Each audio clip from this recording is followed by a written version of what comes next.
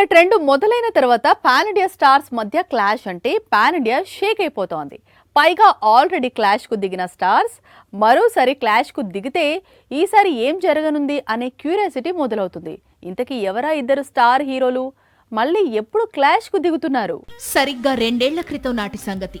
అప్పుడు ప్రశాంత్ నీల్ దర్శకత్వంలో ప్రభాస్ నటించిన most awaited movie Salaar release అయింది. డిసెంబర్ 22న రెబల్ మూవీ ఆడియన్స్ ముందుకు వచ్చింది. దీనికంటే ఒకరోజు ముందు బాలీవుడ్ లో షారుఖ్ నటించిన డంకీ మూవీ రిలీజ్ అయింది. ఈ క్లాష్ వల్ల 2 సినిమాలు చాలా వసూళ్లు కోల్పోవలసి వచ్చింది. ఇప్పుడు మరోసారి Shahrukh versus Prabhas box office war జరగబోతోందని బాలీవుడ్ వర్గాలు చెబుతున్నాయి. సీతారామం దర్శకుడు హను రాఘవ్ పూడి ప్రస్తుతం ప్రభాస్ హీరోగా ఒక చిత్రాన్ని తెరకెక్కిస్తున్నాడు.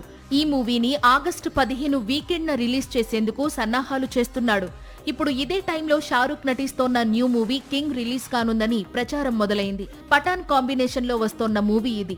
అందుకే మరోసారి king versus rebel clash pan India Sheikh అవుతోంది.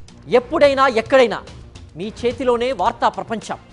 మీ మొబైల్లో, మీ కంప్యూటర్లో, మీ టీవీలో. సాక్షి టీవీ డిజిటల్ ప్రసారాల కోసం లాగిన్ అవ్వండి www.youtube.com/సాక్షి టీవీ.